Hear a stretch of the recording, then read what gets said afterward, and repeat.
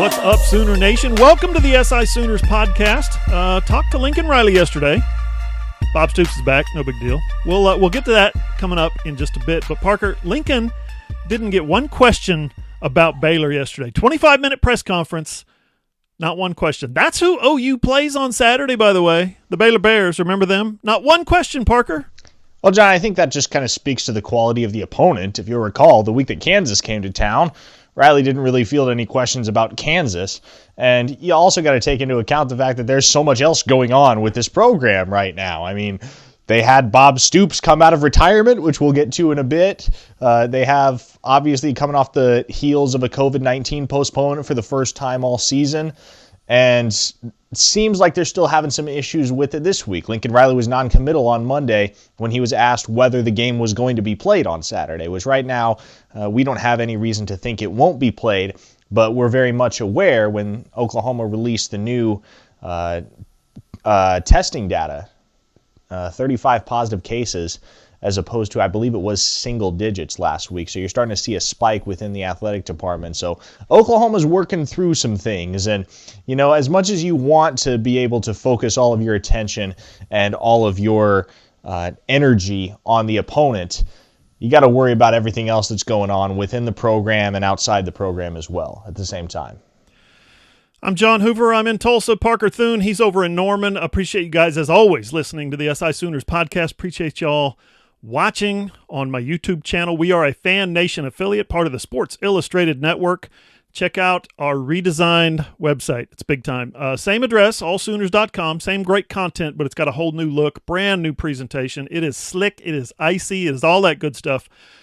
Listen, I think people love it.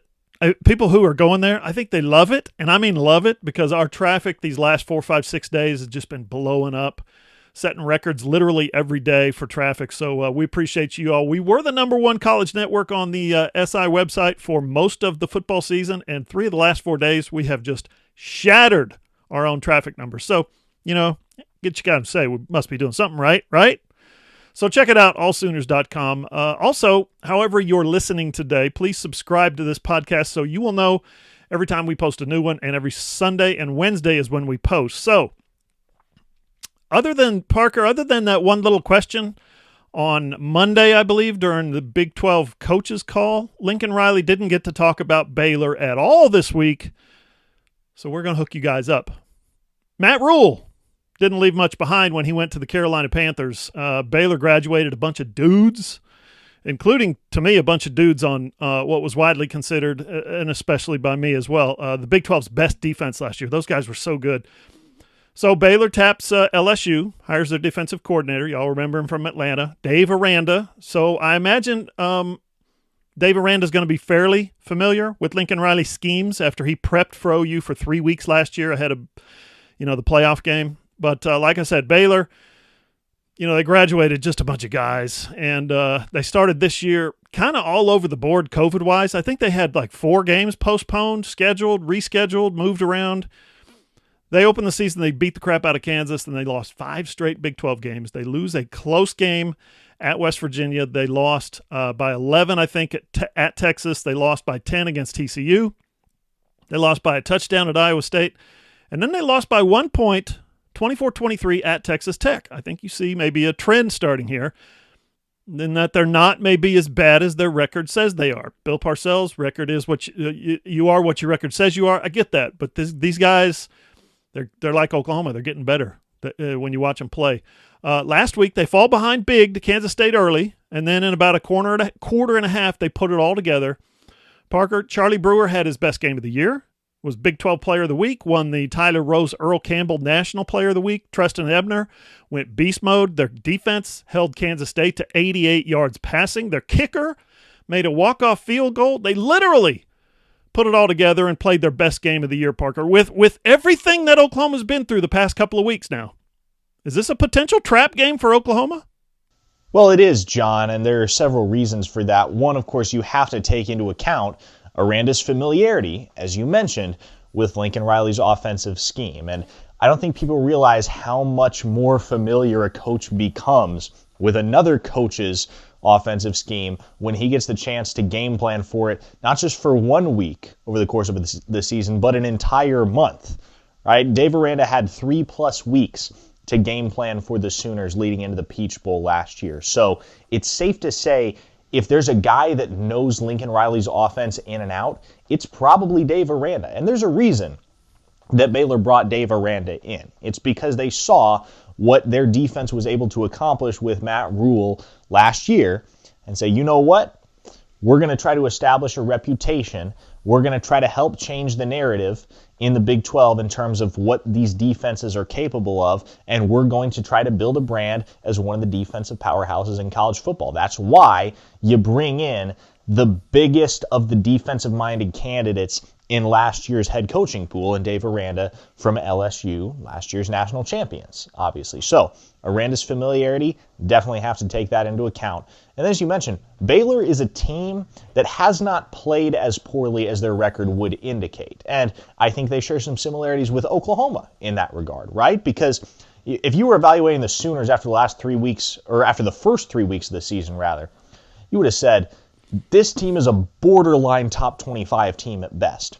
Now we're sitting here 2 months later, and I don't think anybody in the nation would question that Oklahoma is definitively one of the top 10 most talented teams in the country and has a top 5 ceiling. This is a team that when they're firing on all cylinders, which they are right now, they can play with just about anybody. But not only do you have to take that into account, the fact that Baylor's a better team, as you mentioned, than their record would lead you to believe, and they've had plenty of close losses that bear that out. But Oklahoma is coming off an open date for the 4th time this season. And, you get the coach speak and you get all the players completely disavowing the notion that there's going to be a letdown on the heels of a bye week. But to go a week without playing and then come back and take care of business the way you're expected to do is never an easy thing, regardless of who the opponent on the other sideline is. And so, for Oklahoma, the task is very simple. Take care of business. Beat Baylor the way that the Sooners, as a top 12 team in the college football playoff rankings, the way that everyone expects the Sooners to beat Baylor. And so, with that in mind, there's an expectation. Now, I think there's beginning to become this expectation cultivated that maybe wasn't there over the first few weeks of this season because people weren't sure what kind of a team Oklahoma was. Now, I think everybody is pretty much on the same page in asserting that Oklahoma, if they're not the best team in the Big 12, definitely has the highest ceiling of any team in the Big 12, and when they're on, has the potential to play at a higher level than anybody in the Big 12. So it's a matter of, can Oklahoma not fall victim to the expectations that are piled upon them? Can they not fall victim to all the narratives suggesting that this is a game that Oklahoma should win running away? And, if you start to sleepwalk, odds are you get burned. And, maybe Kansas isn't the kind of team that's going to capitalize on that opportunity. Maybe Texas Tech isn't the kind of team. But Baylor is the type of team, especially with who they have on that coaching staff. They're a type of team that will be opportunistic if you give them any margin. And so for Oklahoma, the onus is very much on them to come out strong on Saturday and beat Baylor soundly. And I think they should. I think they will. I don't see any reason why it doesn't happen. But to be clear, John, yes, there is a very real possibility that this becomes a trap game for Oklahoma if they don't come out and put the pedal to the metal right away. Mm-hmm. Baylor lost so many good players off that defense, as I mentioned. I mean, James Lynch, Bravion Roy, Graylin Arnold, and then a couple weeks back, their best player this year, Terrell Bernard, went down with an injury. But Jalen Petrie has been out. He's just been terrific. Got some compliments from Lincoln Riley on Monday, singled out as having a great year. Dylan Doyle is another linebacker on that team.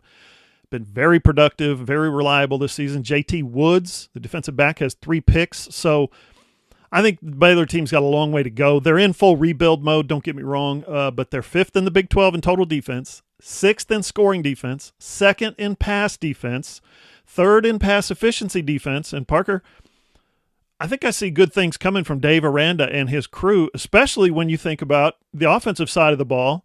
Charlie Brewer, coming off so many concussions, he played the game of his life. R.J. Sneed, the wide receiver, played out of his mind the other day. And as I mentioned, Tristan Ebner is just all over the field. This team's got talent. Something to concern yourself with if I'm an Oklahoma fan. Anyway, I'm just saying. Up next on the SI Sooners podcast, Robert Anthony Stoops.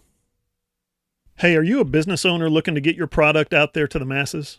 Let's say you run a hotel in Norman or a car dealership in Oklahoma City or a restaurant in Edmond, or maybe you're a small online business who creates and sells OU merchandise and you just want Sooner Nation to come sample your wares. Well, then consider advertising in this space right here on the SI Sooners podcast. SI Sooners reaches thousands of readers, viewers, and listeners literally every day, and the SI Sooners podcast is the ideal place to find your next customer. To advertise, send an email to allsoonersi@gmail.com or DM us on Twitter at all_Sooners.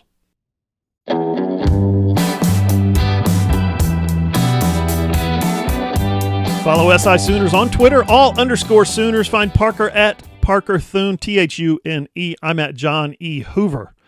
Website is allsooners.com. We're a Fan Nation affiliate, still part of the Sports Illustrated Network, by the way. Our content is free. You guys know that. No memberships, no subscriptions, no credit cards. Just click and enjoy. Find the video version of this here podcast on my YouTube channel, John Hoover Media. And remember, I need your help. If you're watching us there, this channel that you're watching us on, probably, unless you're already watching the new one. This channel, though, is probably going away pretty soon. All my stuff on the YouTube channel is going to be over here at this channel. So jump over there real quick and please subscribe. Need your help. Okay, Parker, we teased it. He's back. Bob Stoops has entered the chat room. He's out there on the practice field this week. He's helping out Lincoln Riley and the guys. First of all, yeah, it's a cool story, sure. Future Hall of Fame coach. He's out there as an assistant, lending a hand. We all wrote about it yesterday. If you want more, check out allsooners.com. Bob's actual title now is Special Assistant to the Athletic Director, right? So Joe Castiglione dialed him up. Lincoln Riley dialed him up and said, hey, Bob, need your help. Today we got pics of Bob out there in his warm weather gear, masking up, of course, had a headset on so he could listen in and kind of catch up, I'm assuming. He also had a little piece of paper in his hand, probably some kind of cheat sheet. I thought that was pretty cool. But Parker, let's start with the obvious. I'm just going to throw the dots out there and maybe let's let the listener connect them. We have gotten a Zoom call with Alex Grinch every Wednesday this season when the Sooners have a game, and we didn't get to talk to Alex this week. Didn't get to talk to him today. Last week it was Thanksgiving week, so they pushed Alex up to Tuesday. We didn't get it. Didn't get him at all this week. So we know that the coaching staff was hit hard by COVID. Apparently turned up some positive tests. That's what Lincoln said. So, no, I don't think Bob Stoops will be coordinating the defense this week. Exactly. But I get the sense that Alex Grinch may be absent on Saturday night, Parker. Again, no confirmation here. We're not sitting here reporting this, but I'm just saying. What do you think? Well, Lincoln Riley did say that Bob Stoops may be on the sidelines on Saturday, so let's not rule anything out at this point, John. And to be honest, I would love that because Bob Stoops stepped down as head coach at Oklahoma 2 months before I arrived and matriculated. And so I've never witnessed Bob Stoops on the sidelines for the Oklahoma Sooners, at least in my 10 years as a college student. I can say definitively that I've never been to an Oklahoma game that Bob Stoops has coached at. So that would be fun for me personally. But you very much hit the nail on the head, John. And I think I don't want to jump to any conclusions as far as connecting the dots, but obviously Alex Grinch not available to media, Bob Stoops returns. Maybe you say, okay, well, if Alex Grinch doesn't have COVID, I think it's pretty clear that there is a good portion of the defensive staff, and Lincoln Riley did mention, he didn't say who, but he did mention that one particular area of the staff was hit pretty hard by COVID-19. And so, for whatever reason Alex Grinch is quarantining, I think this is the reason why we've seen Bob Stoops out on the practice field this week for Oklahoma. And to be honest, I would not be surprised at all if he was on the sidelines on Saturday, because we know how rigorous and how scrupulous Oklahoma has been with regards to contact tracing. So even if Alex Grinch isn't COVID-19 positive right now, they may have him quarantined as a contact trace through the weekend and say, hey, Bob Stoops, why don't you put on the headset, put the visor back on, and roam the sidelines once again on Saturday night. That would be, John, I'm having to curb my enthusiasm because that's just the kind of thing that would be so fun to watch. There's no other word. It's just fun because Bob Stoops is a legend. He's an icon. It's not going to be anything close to a permanent thing, but wouldn't it just be so 2020 if this pandemic that won't go away, compelled one of the greatest head coaches of his era in college football to return to the sidelines for a single game to coordinate the defense of the school that he coached for 18 years as a one-off, and the only reason it's possible is because the university had the foresight, if you can call it that, to keep him on institutional staff as a special advisor? I mean, if that's not the most 2020 thing we've heard all year, I don't know what is, John. Yeah, and I'm not putting it out of the realm of possibility that he could not coordinate or that he could coordinate the defense. It's a lot of responsibility for a guy who literally hasn't coordinated a defense since like late November 1998. Think about that. He's been involved, obviously, in a lot of game plans over the years at OU, but he's not been the signal caller of the defense. He's probably helped construct some game plans, but he's not been the guy who goes out there on game day and says, 6-2 stack monster, 6-2 stack monster, ready break. You know what I mean? He's not the guy that's out there calling the signal. So it could get interesting. What if he goes out there and he's the defensive coordinator and they pitch a shutout? What if they shut out Baylor? Oh, my God. What a storyline we would have, probably for not just this year, but the entire offseason.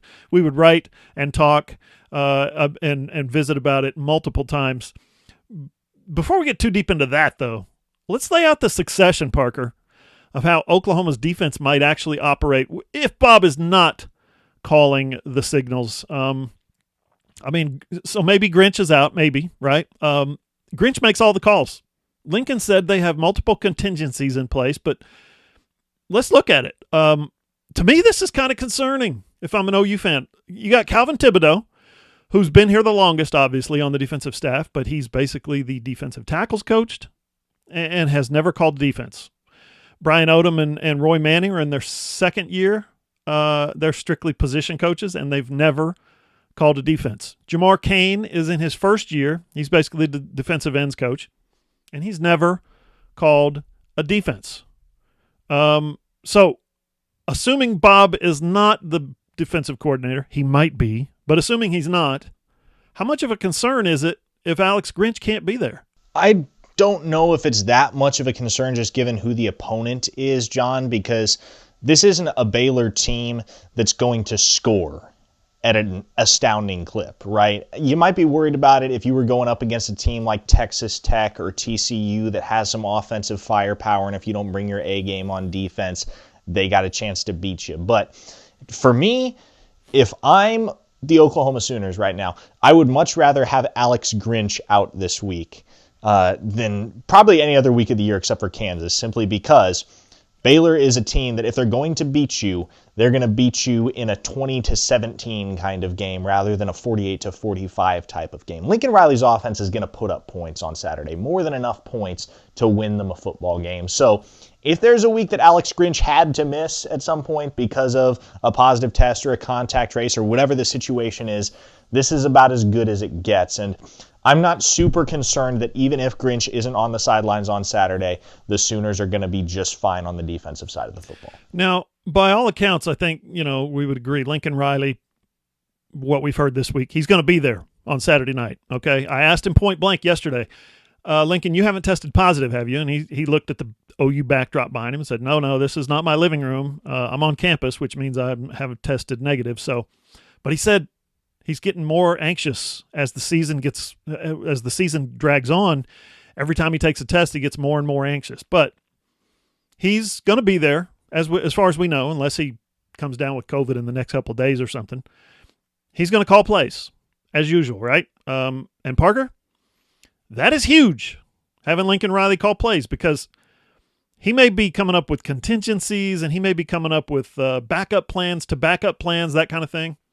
But he might literally be the most important coach in the country when it comes to game day operations, because I mean, there's still a few head coaches that are play callers. Don't get me wrong. There's I don't know, a dozen or so, maybe a couple dozen. But when you see Ryan Day has to sit out this week, okay, Kevin Wilson is Ohio State's offensive coordinator. He calls the plays. He's been calling plays for years, and Kevin has been a head coach. So he knows he would know exactly what to do if Ryan Day has to miss this week's game against Michigan State. So when you see a guy like Nick Saban, he's got to sit out a week, or last week. Steve Sarkisian is their offensive coordinator at Alabama. And you know what? Sark's been a head coach before. So if Lincoln were to have to sit out, seriously, for me, that's a problem. That's a huge problem, because Lincoln Riley is the Oklahoma offense, and the Oklahoma offense is Lincoln Riley. It comes from his mind, but it also kind of comes from his gut. The guy approaches play calling, and I'm saying this as warmly and friendly and kindly as I can. He approaches play calling like an artist. You can copy an artist, right? You can try to draw what an artist draws or paint what an artist paints, but you have no shot at ever being that artist, because it's personal. It comes from somewhere inside. I don't know, not to get too all existential on you, but tell me who's going to flip open that little one-page play sheet and make it work like Lincoln. Is it Cale Gundy? He's, co-offensive coordinator, receivers coach. Bill Bedenbaugh, he's the co-offensive coordinator, runs the run game. Those guys are obviously essential, I think, in creating the game plan. They've never actually called plays. Shane Beamer has never actually called plays. Dennis Simmons has never actually called plays. Again, this isn't something anybody has to worry about, Parker, this week, right? We think that Lincoln's going to be there. We're pretty sure Lincoln's going to be calling plays, but man, just lay it out for us. What a nightmare that would be if OU if Lincoln Riley missed a game.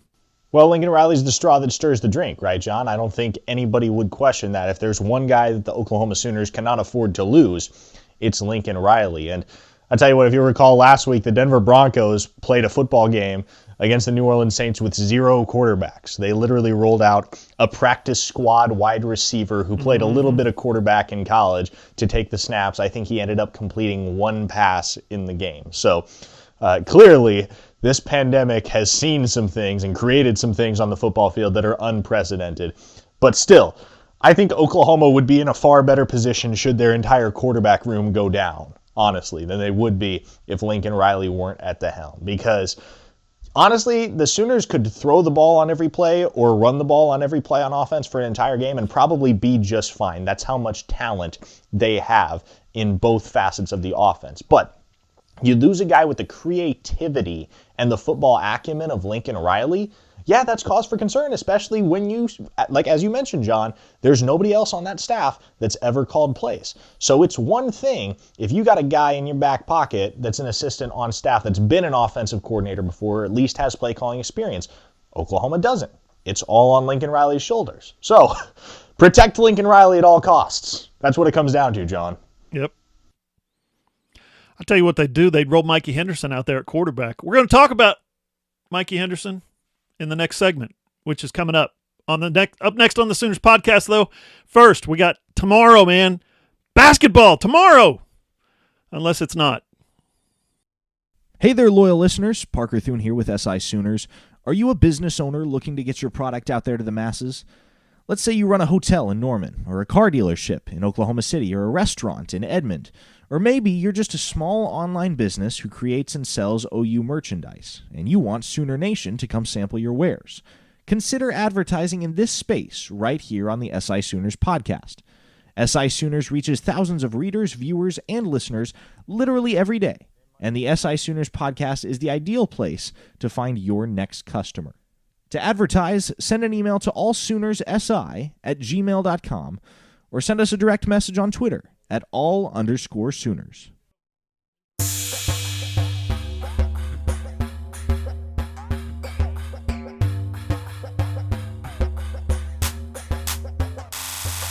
Final segment of the SI Sooners podcast. Man, Parker, forget Santa Claus. UTSA's coming to town tomorrow night. Basketball in the Lloyd Noble Center. Unless, of course, it's not. Unless, of course, COVID. Parker, Lon Kruger said the team's excited. They've been working hard, all that good stuff. But frankly, he said they're not They've not been practicing together. They're coming off a week literally in which they didn't do anything. A week of quarantine, absolutely nothing. So Lon Kruger, veteran of like a million college basketball games, still does not know what he has on this team, which would just drive me up the wall if I could not see my guys practice and scrimmage and play games. But you know what? At least they got a game tomorrow night against UTSA before they jump into Big 12 conference play on Sunday at TCU, Parker. Yeah, well, here's what you got to take into account, John. The Sooners have two guys on this roster that are sure things, right? Brady Manick and Austin Reeves, the two seniors. Those guys are going to get theirs night in and night out. So you hope, heading into this contest with UTSA on Thursday, you hope that those guys are able to bring their A game and put some points on the board, because you don't know what you're going to get from the rest of your roster necessarily, but you can say with some degree of certainty that Brady Manick and Austin Reeves are going to put up 20-25 apiece if they're on their game. And the reality of the situation, John, is that nobody really knows what they're working with. That's why we've seen such ridiculous upsets across college basketball thus far this season. We just watched Richmond beat Kentucky, for instance. This is not the kind of thing that happens. San Francisco beat Virginia. That was the other one, the other big upset that was sitting in the back of my mind there. But it's just going to be chaos for probably the next 2 months across college basketball, if not longer, as people, as coaches, rather, try to figure out what they're working with, what their lineups should look like, how they can rotate their players in and out. And also, there's no guarantee that teams don't have a stretch of 2-3 weeks where they don't play a single game at all, just due to COVID-19, whether that's a number of contact traces or an outbreak of positive tests within the program. There's no sure thing in this 2020-21 basketball season, John. And so, like I said, more than anything else, I think Lon Kruger is going to have to lean on those two seniors in Brady Manick and Austin Reeves, because those are the two guys that he knows are going to show up on any given night and give him solid production. So it's a lot on their shoulders, and it's a lot on the shoulders just in general across college basketball of guys that have experience. And that's increasingly a rare thing, right, John, when we see so many talented basketball players go one and done. We see so many guys leave early for the NBA draft. The really elite players that are experienced, upperclassmen, are hard to come by. And I think Oklahoma has two of those guys in the college basketball atmosphere in Manick and Reeves. So I think they're in a better position, quite honestly, than a lot of other teams are. But still, you're going to need some other guys to come along and fall into place alongside Manick and Reeves and be able to make a difference, whether that's on the boards or through scoring or through distributing. You're going to need some guys to step up. And you look at the transfers, Elijah Harkless, Mo Gibson, maybe those are the guys. You look at some of the guys that got significant minutes last year in Alondis Williams and Davion Harmon and Jalen Hill. You don't necessarily need all of them to bring it right off the bat, but it would be nice if one or two of them were to have consistently good nights for the first few games this season, just as you kind of get your feet underneath you. Yeah. Now, the irony is they were supposed to have UTSA come in last week. Well, that got canceled. Well, now UTSA has played 2 games, okay? They were supposed to play last week when nobody had played any games. Well, now OU hasn't played, and UTSA's got 2 under their belt. The Roadrunners played UT Permian Basin, which is a Division II program, and UT Rio Grande Valley, which is a Division I program. Rio Grande is coached by Lou Hill, who coached on Kruger's staff at OU with Steve Henson, who's now the coach at UTSA. So, yes, we've come full circle. And Lon will be hosting Steve, of course, on Thursday. OU wins the game Thursday if they play, of course. I think that's kind of a given. I think they're better than UTSA regardless. I think OU's going to roll. They've got better ability. A lot of times I think what you see a lot in basketball, especially early in the season, is that teams kind of figure things out as they go. You know, they build chemistry, they figure out their identity. That's going to happen to the nth degree with this Oklahoma team. But right now, they're just going to have to win some games with ability, Parker. So let's talk some more football. OU didn't move in the college football playoff rankings this week. But Iowa State did. They jumped the Sooners to number 9, OU State at number 11. The committee is basically, to me, they're dangling it out there. They're like saying whoever wins the Big 12 has got an outside shot, a small shot, but at least a shot at the playoff. What say you? Well, a couple things to take note of here, John. One, I think this was best case scenario for Oklahoma. If they weren't going to rise, let Iowa State be the one to rise, right? Because the most that Oklahoma was going to pick up in all likelihood was one slot, because Northwestern, which was ranked number 8, lost. So if the Sooners weren't going to move into the top 10, their best case scenario was for Iowa State to move into the top 10. Get the Cyclones as highly ranked as possible before you presumably head to Jerry's World on December 19th for the grudge match. And so if there's a team that Oklahoma would have liked to have been leapfrogged by in this week's poll, it's Iowa State. Also of note, Oklahoma State jumped up 8 spots in the poll this week. That's a big feather in Oklahoma's cap when you're talking about a resume. And look, I don't want anybody to be operating under the assumption that Oklahoma is going to make the college football playoff, because that is a very, very slim chance at this point, almost non-existent. But it doesn't hurt them in any capacity should such a scenario come to fruition where Oklahoma actually has a chance at year's end to be compared alongside some of the other contenders in the college football playoff race for a number 4 seed. It does not at all hurt to have Oklahoma State as high in that poll as they could possibly be. Yeah, and I've said it before. I'm 99% of the time, I'm one of those guys that says, hey, better to be in the playoff than outside the playoff. I think this year might be the exception. You don't want to be the 4th seed. We've talked about this before, going against an Alabama team that has no flaws, coming off a 63-28 blowout beat down against LSU in the Peach Bowl. You don't want to have to taste that again with a young team like this one is, like a young, unproven, you don't want guys to get out there and start doubting themselves. Get into another bowl, a New Year's Six bowl, a really attractive bowl, a prestigious bowl that you can hang on the wall, and beat some inferior team and say, yeah, we were bowl champs. We could have made the playoff that year. That's what you want out of this 2020 season. You don't want to go into the playoff and be forced to play in some, the Sugar Bowl against Alabama as the 4 seed. No, not this time. You can't win it if you're not in it. I get it. But there's sometimes, some years, on the rare occasion, that you don't want to be in it. You literally do not want to be in it. You're just not equipped. And I think this team is still a year away from being there. A little more about the website. We had a couple of stories just today, man. We got the H-backs covered today, Parker. I wrote a story this afternoon about the return of Braden Willis, who has spent the last 5 games, tweeting. But he came back for the Oklahoma State game, looked really good. Obviously, it means a lot to him to be back on the field. I wrote a story about Braden. Check it out, allsooners.com. And then, Parker, you wrote today about Mikey Henderson, another H-back, freshman. He's a fun guy to watch. Tell us more about him. John, I'm just waiting for the day when Lincoln Riley logs on to Twitter and sees my tweet from September in which I suggested that he needs an all H-backs package consisting of Jeremiah Hall, Austin Stogner, Braden Willis, Mikey Henderson, and Dane Saltarelli. I just want to see that. Is that so much to ask? For one play, give me 5 H-backs on the field. But no, Mikey Henderson is a guy, and we've talked about him.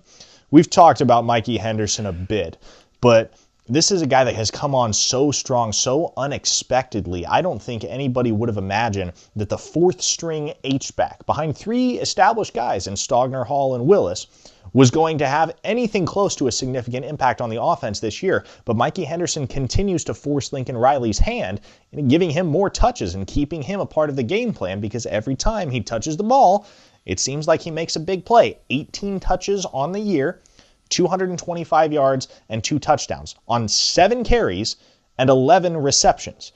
He's got a gain of double-digit yards in, I believe, 5 consecutive games now. So this is a guy that, as a true freshman, and he played quarterback in high school, which you mentioned earlier, John, but it wasn't really clear what position he was going to play in Lincoln Riley's offense.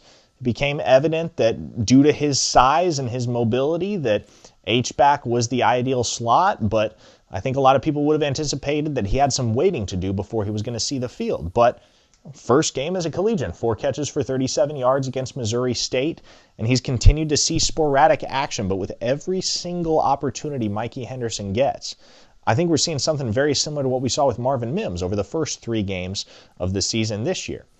His opportunities don't come around all that often, But when they do, he takes advantage of them to such a degree that you can't help but take notice. And you can't help but give him another opportunity thereafter. And Lincoln Riley said as much when we asked him about Henderson. He said, hey, if he keeps taking advantage of those opportunities, it's going to create more and more opportunities. So Mikey Henderson, as a true freshman, doing some really special things in that H-back room. And I think you got to be really excited with what his ceiling might be once he's an upperclassman and you give him 2 or 3 more years in this system. You're right. He's fun to watch. Parker, let's leave today's pod with this. December is here. Christmas is coming up. You don't have to get me anything, but this year, a week before Christmas, is National Signing Day. Parker, you're working on a piece about Lincoln Riley's recruiting wish list.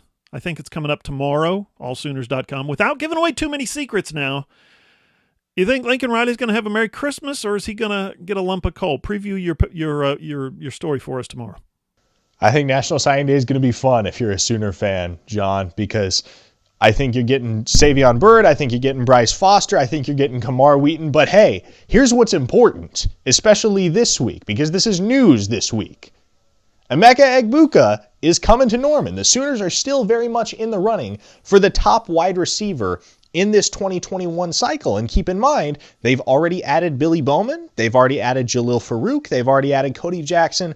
They've already added Mario Williams. They have 4 extremely gifted and versatile wide receivers in this signing class already. Egbuka, man, that would be the cherry on top. And I think the popular expectation for quite a while now is that Ohio State is going to land him. But the fact that he's making a trip down to Norman to rendezvous with Caleb Williams and watch the Baylor game on Saturday night would suggest that there is still very much a chance that Oklahoma gets Egbuka. This visit, especially falling 2 weeks before National Signing Day, simply does not make sense unless he's still evaluating Oklahoma as a very legitimate option. So that is something to be encouraged by, probably the thing to be encouraged by, at least in terms of recruiting this week for the Sooners. Listen to the SI Sooners podcast on iTunes, Spotify, Google, iHeart, or wherever you get your podcasts, or on your Amazon-enabled device. Just say, Alexa, play the SI Sooners podcast. Or go to allsooners.com, click on the player, and listen on your phone, your tablet, or your computer. And you can always watch the video version on my YouTube channel. That's John Hoover Media. For Parker Thune, I'm John Hoover. See you guys.